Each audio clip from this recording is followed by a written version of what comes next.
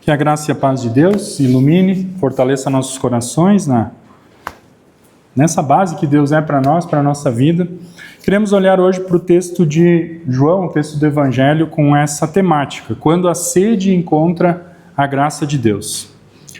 Para começar, imagine uma situação. Vamos imaginar aqui um exemplo, se quiserem até fechar os olhos.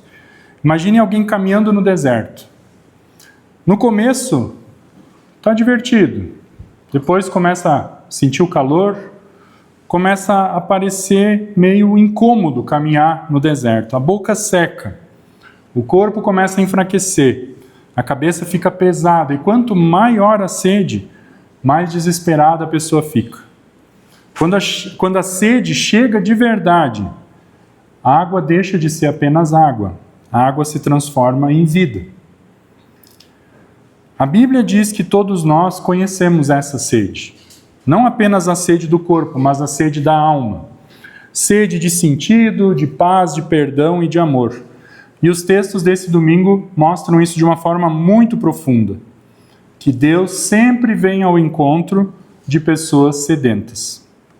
No livro do Êxodo, ouvimos o povo de Israel atravessando o deserto, libertos da escravidão, mas agora estão diante de um problema simples, mas mortal. Não há água. E o povo começa a reclamar. E dizem a Moisés: por que você não tirou do Egito? Para nos matar de sede?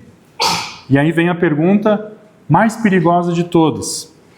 Está o Senhor no meio de nós ou não? Essa pergunta aparece num lugar chamado Massá e Meribá. O Salmo do domingo lembra exatamente esse momento aqui.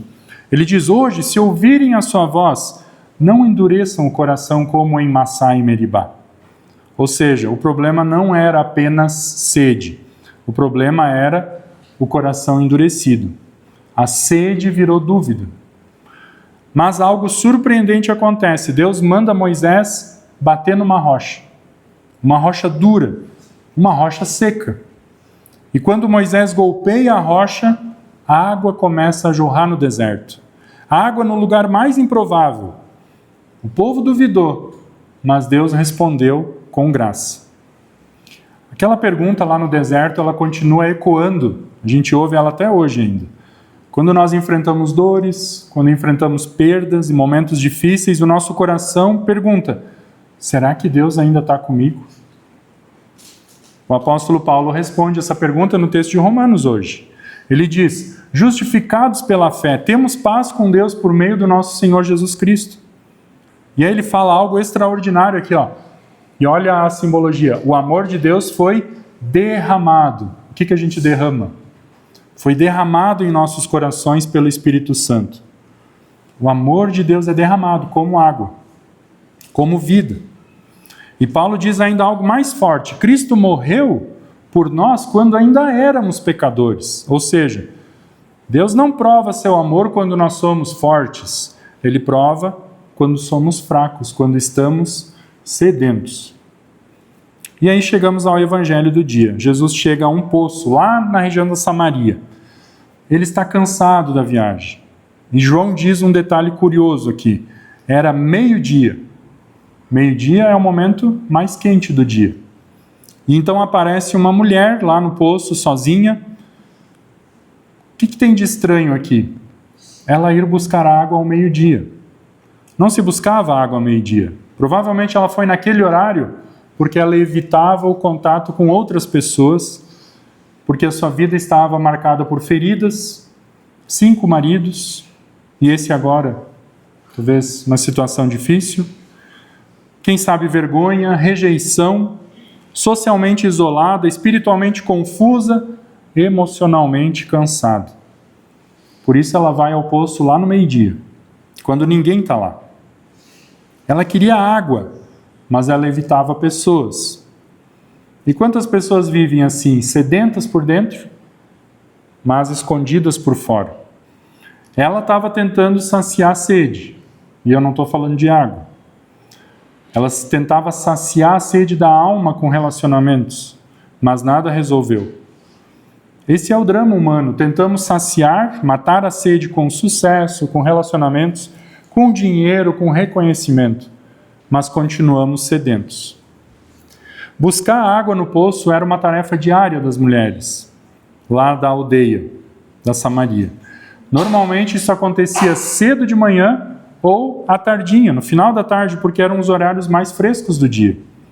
Ao meio-dia o calor é muito intenso, especialmente lá naquela região. Ir ao poço ao meio-dia era algo incomum, era desconfortável. Se alguém fosse nesse horário, geralmente havia um motivo. O poço também era um lugar de convivência. Não era apenas um lugar para buscar água. Imagina, um monte de mulheres lá de manhã ou à tardinha se reunindo para buscar água. Acontecia conversa, troca de notícias, convivência entre elas. Por isso, muitas mulheres iam juntas para lá. A mulher vai ao poço ao meio-dia, exatamente o horário em que mais adiante, lá na frente, o Evangelho de João relata que Jesus estará na cruz, também ao meio-dia. João diz, era cerca da hora sexta, era meio-dia, e mostra que ela está sozinha. Isso sugere algo importante aqui. Provavelmente ela evitava então esse horário que outras mulheres iam lá. E Jesus revela, você já teve 5 maridos e o homem agora não é seu marido. No contexto cultural da época, imagine o quanto isso não geraria de questionamento, de julgamentos. Assim entendemos que ela preferia ir lá quando ninguém estava lá, para evitar olhares e comentários. Ela vai ao poço para evitar pessoas. Mas quem ela encontra lá? Encontra Jesus. Ela queria ficar invisível, mas encontra alguém que a enxerga completamente. E mesmo assim, Jesus não rejeita ela. Jesus não encontra a mulher lá no templo, num momento de fé. Não, Jesus encontra essa mulher no momento, no meio da vergonha, no meio da solidão. Jesus vai exatamente onde as pessoas feridas estão. Aquela mulher foi ao poço ao meio-dia porque ela queria evitar pessoas, mas naquele dia ela descobriu algo inesperado. Você pode até se esconder, tentar se esconder das pessoas, mas nunca vai precisar se esconder de Jesus. Porque Cristo não vai lá naquele poço para condenar. Ele vai para oferecer água viva. E olha que interessante, o João constrói esse encontro de Jesus com a mulher samaritana. Não achem estranho isso, mas observem, um encontro de noivado. Como assim, pastor, encontro de noivado? O encontro de Jesus com essa mulher no poço, ele segue um padrão conhecido das histórias do Antigo Testamento. Histórias de encontros que geraram casamentos. Não significa que Jesus está literalmente indo lá para se casar com aquela mulher, mas João usa esse modelo narrativo de noivado para revelar algo mais profundo. Jesus veio buscar um povo para si. Qual é esse padrão do poço aqui no Antigo Testamento? Na Bíblia, nós vemos vários encontros que resultaram em casamentos e que, olha só que interessante, aconteceram junto a um poço. Curiosamente, segue um roteiro muito parecido. Olha só, onde é que Isaac conseguiu uma esposa? A Rebeca, onde é que foi encontrada a esposa dele? Gênesis 24, fora da cidade, fez os camelos, aquele homem que foi procurar, na verdade não foi Isaac, foi um empregado procurar uma esposa para o Isaac. Ele foi lá, fez os camelos descansarem, se ajoelharem junto a um poço de água, diz o texto. Era tardinha, olha só, era tardinha a hora em que as moças saem para tirar água. Isso é citação de Gênesis. Jacó, quando é que Jacó encontra Raquel? Aí Gênesis 29 relata, diz assim, Jacó se pôs a caminho, foi à terra do povo do Oriente, olhou e eis um poço, e 3 rebanhos de ovelhas deitados junto dele, porque daquele poço davam de beber aos rebanhos. Moisés, quando é que Moisés encontrou uma esposa para ele? Êxodo 2, Moisés fugiu da presença do faraó, foi morar na terra de Midian. Chegando lá, sentou-se junto a um poço. O sacerdote de Midian tinha 7 filhas, as quais vieram tirar água e encheram os bebedouros para dar de beber ao rebanho de seu pai. Viu que interessante? Sempre esse mesmo relato. Primeiro, um homem viajante chega num território estrangeiro. Depois ele encontra uma mulher junto ao poço. Eles conversam sobre água, tiram água, dão de beber. A mulher volta para sua cidade, volta para sua família, e esse encontro leva a um casamento. Esse padrão ficou conhecido como as cenas do poço. E João reproduz essa cena aqui, nesse encontro de Jesus com essa mulher samaritana. Mas João, ele faz algo ainda mais surpreendente. Ele usa esse padrão de noivado, mas transforma ele. Porque nas histórias antigas o homem encontrava uma esposa. Em João 4, Jesus encontra um povo. A mulher samaritana representa aquela cidade inteira. E o texto termina dizendo que ela voltou, falou de Jesus e muitos samaritanos creram nele. Ou seja, o encontro junto ao poço resulta em uma comunidade inteira que passa a pertencer a Cristo. No Antigo Testamento isso aparece várias vezes e o Novo Testamento é ligado a essa cena a Jesus. Semana passada nós vimos o relato de Nicodemos. Depois do relato de Nicodemos, o João relata sobre o João Batista. E olha que interessante o que o João Batista disse lá no final do capítulo. Ninguém pode receber alguma coisa se não lhe for dado do céu. João falando, eu não sou Cristo, mas fui enviado como seu precursor. Olha só agora, o que tem a noiva é o noivo. O amigo do noivo está presente, o escuta e se alegra muito por causa da voz do noivo. Jesus é o noivo e a noiva é a igreja. E aí logo depois dessa afirmação vem o relato do encontro de Jesus com a mulher no poço. Acho que não é acidental isso. João tinha um objetivo aqui. E olhem para esse detalhe ainda mais bonito. Nas histórias antigas de poço, lá do Antigo Testamento, as mulheres geralmente eram vistas como mulheres dignas, mulheres respeitadas. Mas João escolhe quem? Uma samaritana. Um grupo desprezado dos judeus. Que tem um passado complicado. Essa mulher tem um passado complicado, ela vive à margem da sociedade, ela vive isolada, sozinha. Mesmo assim, é com ela que Jesus inicia essa história de noivado. Cristo não veio buscar uma noiva perfeita. Ele veio redimir uma noiva quebrada, envergonhada, depois de passar por 5 relacionamentos que não deram certo. Jesus não veio buscar apenas uma pessoa, uma esposa. Ele veio buscar um povo inteiro para si. A mulher encontrou o noivo da vida dela naquele dia e foi chamar, ou foi falar para a cidade inteira. Porque quem encontra Cristo não consegue guardar só para si. Quem encontra o noivo, chama os outros para o casamento. Esse encontro de Jesus com a mulher mudou tanto na vida dela. Jesus disse, a água que eu lhe der se tornará uma fonte a jorrar para a vida eterna. Olha a transformação, olha o resultado desse encontro. A mulher deixou ali o seu cântaro. O cântaro é o pote d'água lá, né? Ela nem encheu ali, ela deixou ali, foi para a cidade e disse, venham comigo. Vejam esse homem que disse tudo que eu já fiz. Não seria ele, por acaso, o Cristo? Jesus não mata só a sede daquela mulher. Ele transforma ela numa fonte agora. Isso revela algo fundamental na vida cristã, que Deus não nos salva só para nos encher, para a gente se satisfazer. Ele nos salva para virar fonte, para transbordar.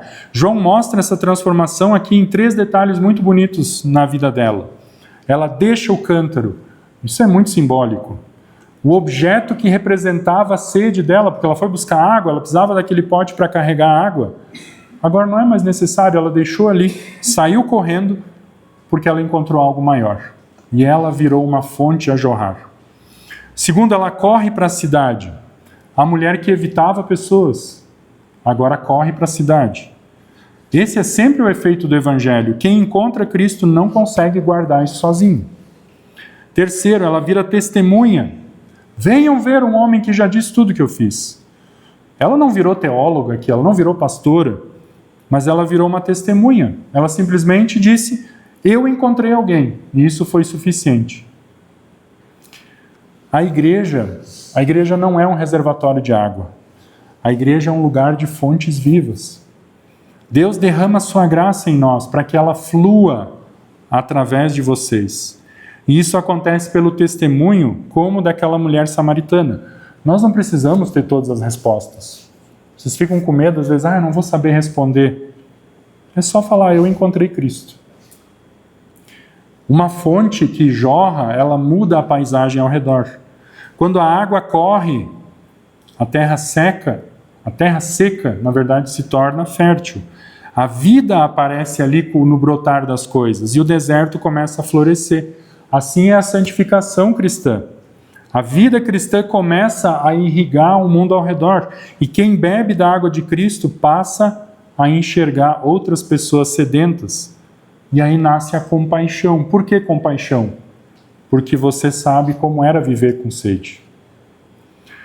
Nós já falamos da cena do poço como essa imagem do casamento. Falamos do significado do cântaro abandonado.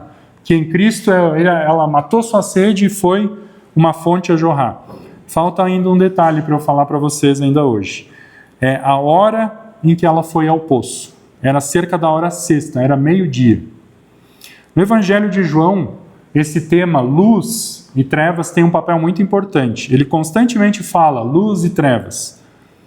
Meio-dia, o que representa o meio-dia? É onde a luz está mais forte, não é? Como é que a gente chama? O sol está a pino. E pelo sol estar a pino, não existe sombra. Perceberam? Não tem sombra, porque está reto. Não dá para se esconder atrás das sombras. Jesus expõe toda a história de vida daquela mulher. Você teve 5 maridos, nada ficou escondido. Mas o surpreendente é que essa revelação, essa luz que iluminou nela, não traz condenação, trouxe transformação. Ou seja, a luz de Cristo não destrói, ela cura. E esse poço foi um lugar de encontro de vida. O poço de Jacó representava toda a tradição religiosa antiga. Por isso a mulher perguntou, você é maior que Jacó? Ela está pensando em água antiga, mas Jesus fala de algo novo. A água que eu lhe der será uma fonte a jorrar para a vida eterna. Jesus está dizendo que a verdadeira vida espiritual não vem mais de um poço externo. Ela vem de uma fonte interior, porque Deus derramou o seu Espírito Santo em nós, com água. O que nos lembra isso? Derramar o Espírito com água? É o batismo. Ela chega sedenta, ela encontra água viva. Ela se torna testemunha depois desse encontro com Cristo.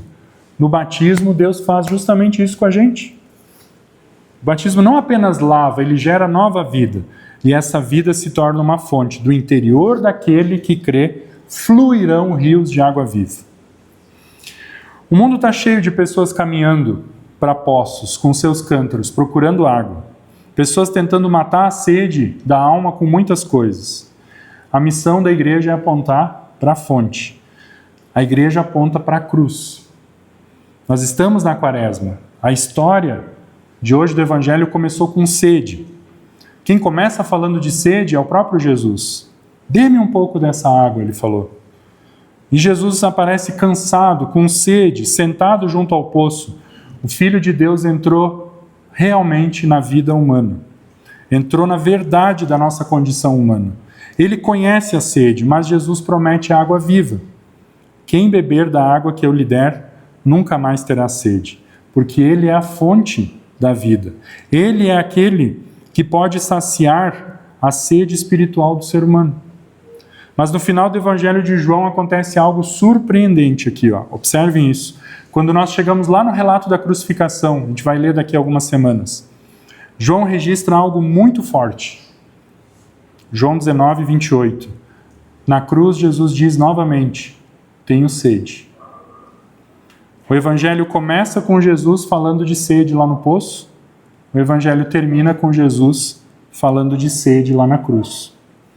Na cruz acontece algo profundamente espiritual. Por quê? Aquele que prometeu água viva, agora está experimentando sede absoluta. Por que isso? Porque ele está carregando o peso dos pecados do mundo inteiro. Na cruz, Jesus experimenta essa secura espiritual da humanidade, para que nós pudéssemos receber a água da vida. Depois da morte de Jesus, lembram o que um soldado fez? Pegou a lança, espetou no lado de Jesus, e o que saiu? Saiu sangue e água. Acho que isso não é só um detalhe médico aqui que o João traz. João vê nisso um símbolo profundo da salvação. Da cruz de Cristo nasce perdão pelo seu sangue e a nova vida através da água. A mulher samaritana ouviu Jesus dizer: eu lhe darei água viva. Mas essa água só seria possível porque Jesus iria até a cruz. Jesus pode dar água viva porque ele aceitou passar sede lá na cruz. A igreja sempre viu essa água que sai do lado de Cristo como um símbolo do batismo. A água que hoje nos alcança no batismo, ela nasce lá na cruz de Cristo. Ali é a fonte dessa água. Fonte da água a partir da morte de Jesus. Quem encontrou essa fonte não precisa mais viver com medo de sede. Porque Cristo nos deu a água da vida. E agora nós caminhamos na sua graça. A rocha foi ferida no deserto. Cristo foi ferido na cruz. E dessa ferida jorra a água que continua dando vida ao mundo. Bebamos dessa água e sigamos em frente pela fé. Amém. Que a graça e a paz de Deus ilumine e fortaleça nossos corações em Cristo para a vida eterna. Dá um toque aqui.